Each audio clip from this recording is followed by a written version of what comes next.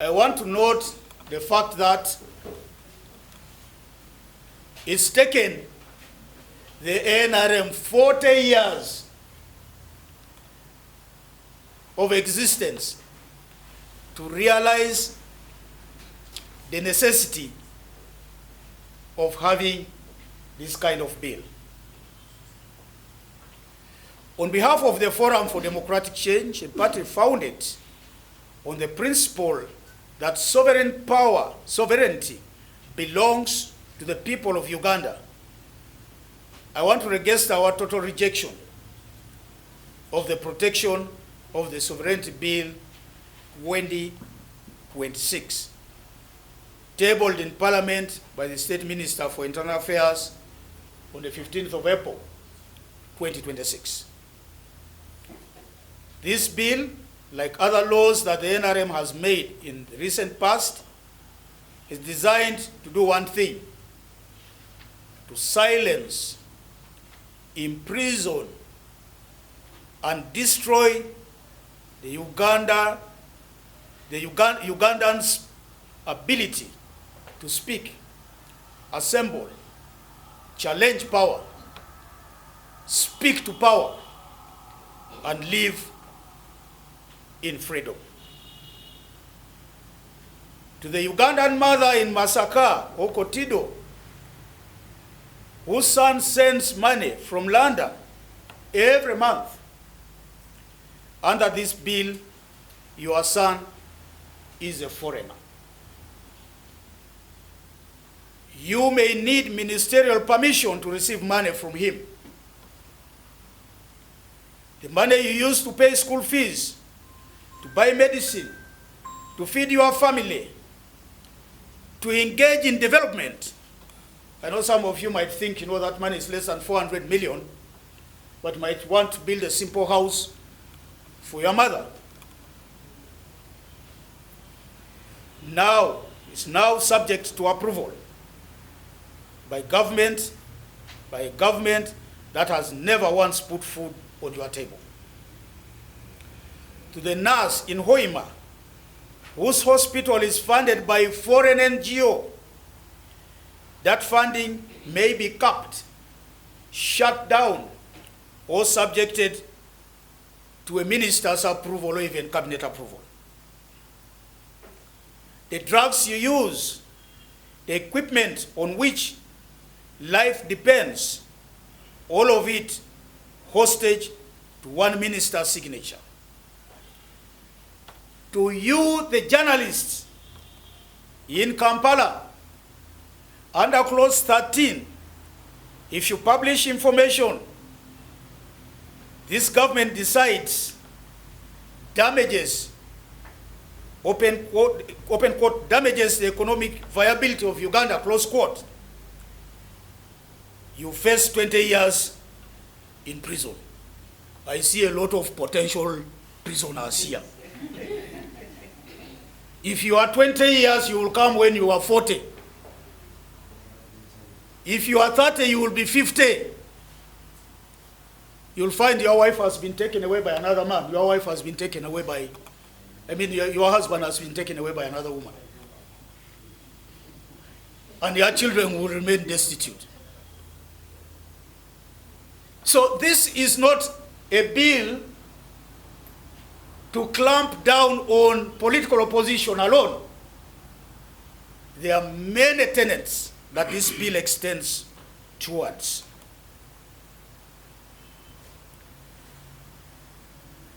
They can call any story economic sabotage. They can read it their own way. We have seen the way the law on the abuse of, what do they call this? What is it called? Yes. That act there, the way journalists are being, taken away. Just because of what they write. Most of it is the truth. The Computer Misuse Act. This is another one. In fact, it is a bigger monster than that one.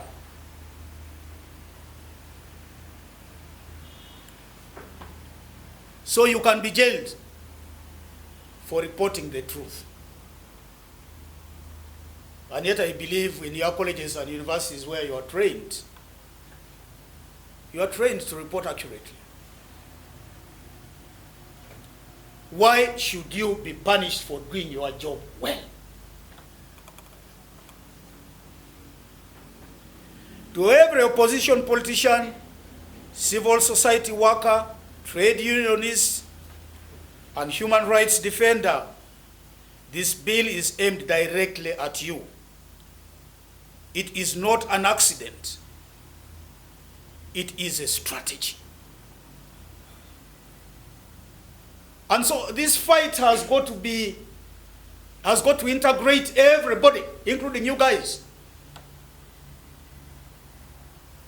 Do not say they came for the Jews, we are going to keep quiet because you are not a Jew. They came for the politician, you are going to be silent because it doesn't affect you.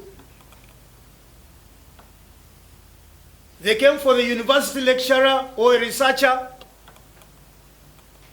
it's not your business because it doesn't affect you. The day they come for you, there will be nobody to speak for you.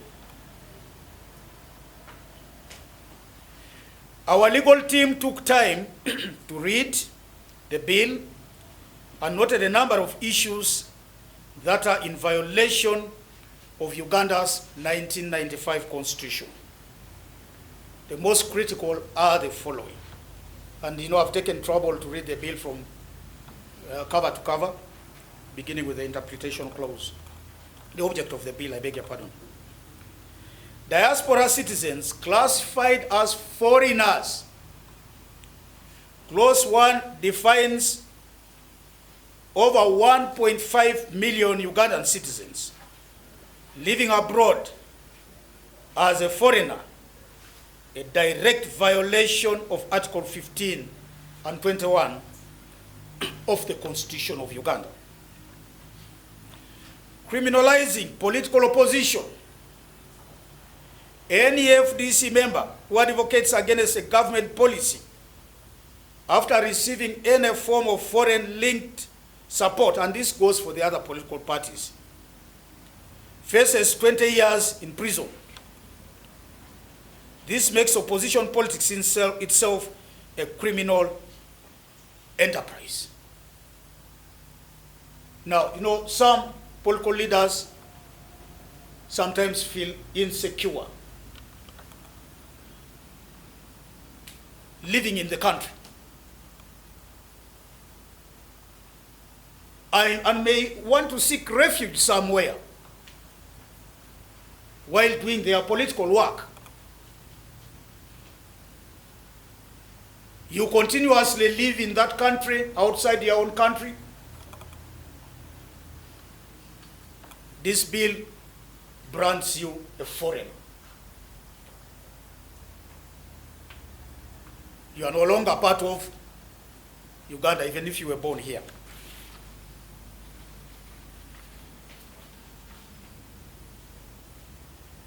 The other aspect is the bill will strangle business and the economy.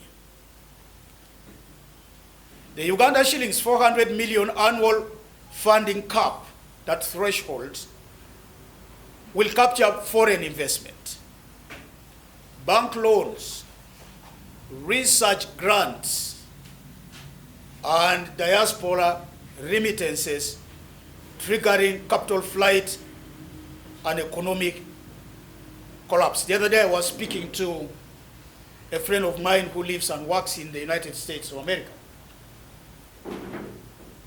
And he said, how are we going to develop our country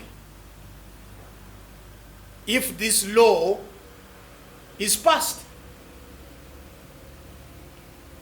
Some of them are contemplating investing in other countries in the East African region, so that when they come back home, they can recoup their investments from Kenya or from Tanzania. So this is going to impose a knock on our economy. Silencing universities and researchers and research institutions. A Makerere University researcher, for example, or Barara University, or Gulu University, receiving a $150,000 US international grant, would commit a criminal offense. Now, we talked about the importance of research to our development, and knowing that the government puts in very, very little funding in research, in science and development. But the same very government is saying, you shall not receive such money. We are spelling doom to our universities and also silencing them. When research is deemed as something that makes people in power uncomfortable, those grants could easily be attacked. Economic sabotage, as is contained in clause 13, publishing truthful information about government economic failures becomes, open quote, economic sabotage, close quote, punishable by 20 years imprisonment. A direct assault on press freedom and Article 29, you have committed an offense. 20 years in Luzira or Kitalia or any other prison of their choice. I wish you luck. You may even die in prison. Unlimited ministerial power.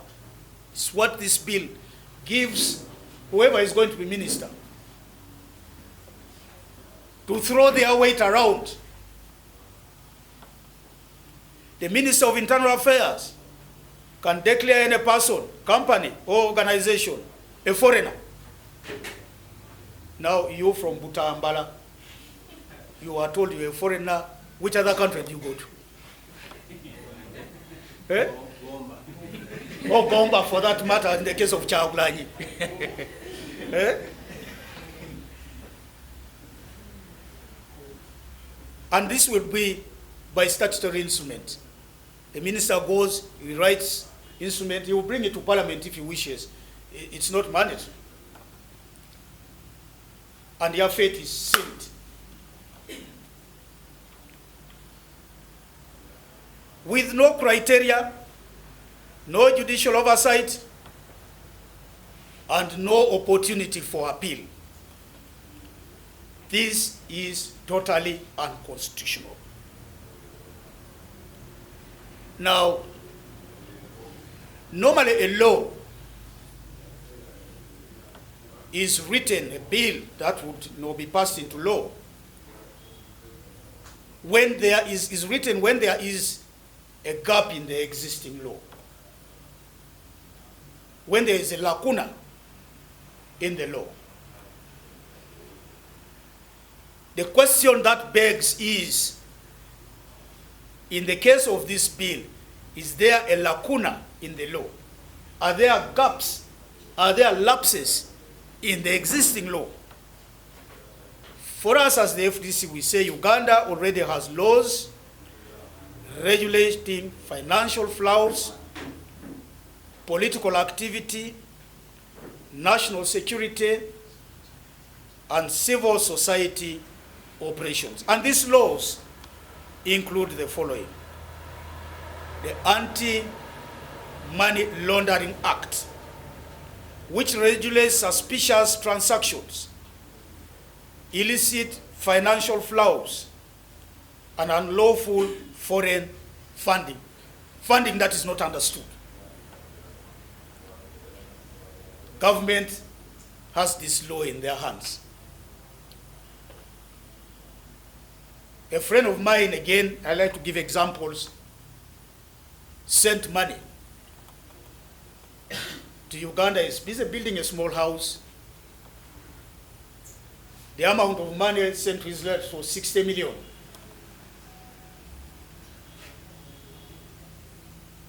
Once the money dropped on the account of a relative, the authorities sensed it. And they began to ask questions. That money was sent back to the person who sent it to begin with. Meaning, under the law, there is a provision to deal with this very matter. The Political Parties and Organizations Act, which clearly provides for political party financing, accountability, and disclosure obligations. No money comes from outside the country into the FDC without us being compelled, not even within the country, to disclose that money and also to account for it. So what is this money you are looking for that may come to political parties, to political parties, that would interfere with the sovereignty of Uganda? Let them tell us.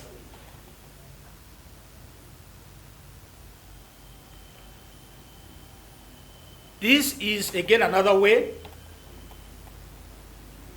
to starve political organizations in the opposition of much needed funding, because government doesn't give us much money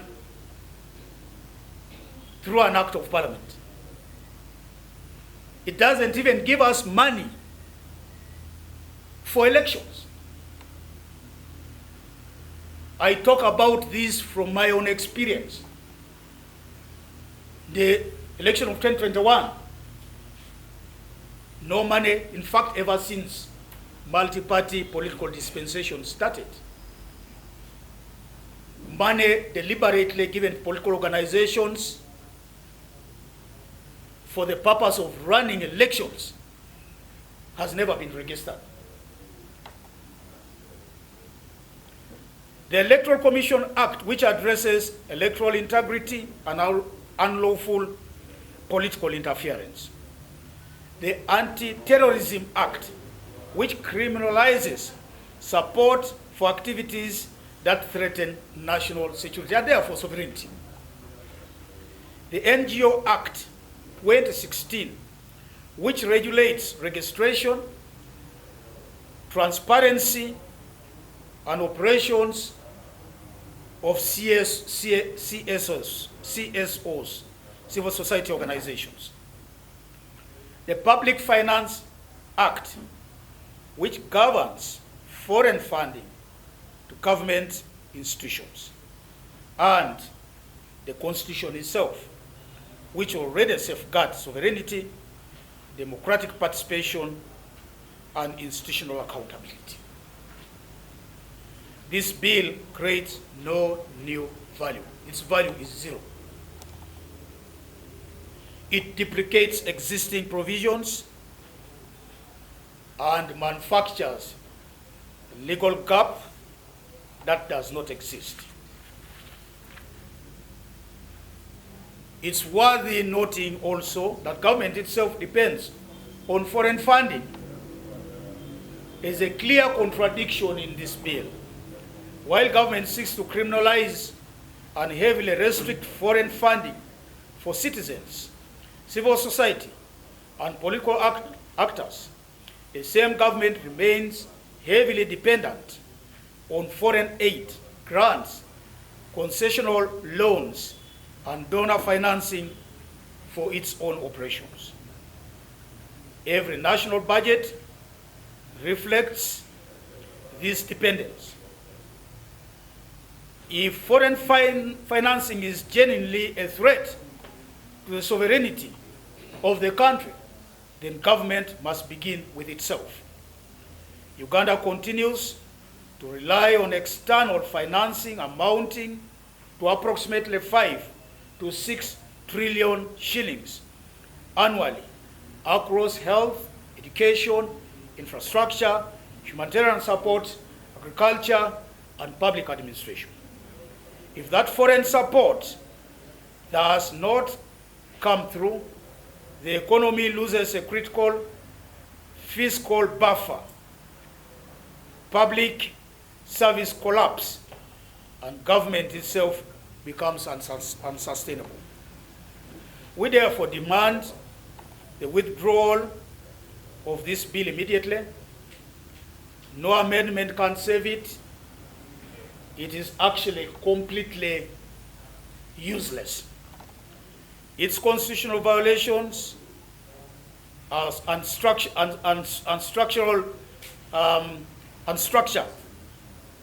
are irreparable. We protest. We want to protect. We demand protection of diaspora remittances.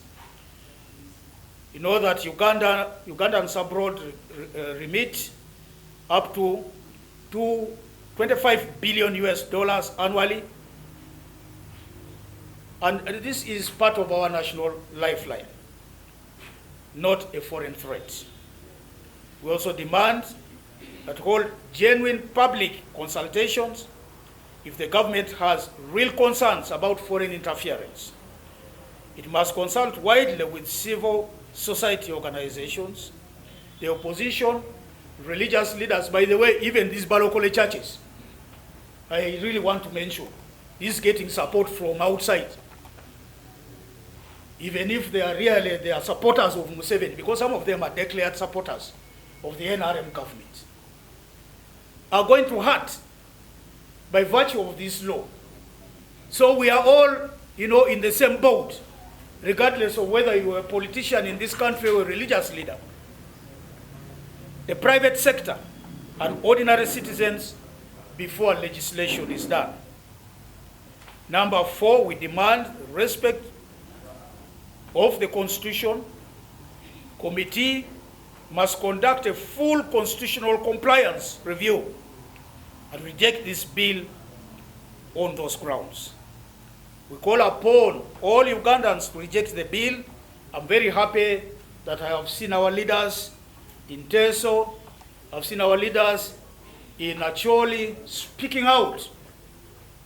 Would like to encourage everybody to speak out, including you, media practitioners. Speak out against this bill. Some of you are speaking out already. If you wait until the law is passed, hold your peace. You will not have an opportunity if you want to stay out of jail. Uganda does not require this bill. We call on Ugandans to reject the provision of the Protection of Sovereignty Bill 2026 in its entirety. I would like to conclude by saying sovereignty belongs to the people of Uganda, not to cabinet, not to one minister, not to State House, not to the president of this country. We shall defend that sovereignty with every legal and democratic means at our disposal. In fact, we cannot rule out the fact that even if it was passed, it would end up in court. And we are prepared to take a lead in this.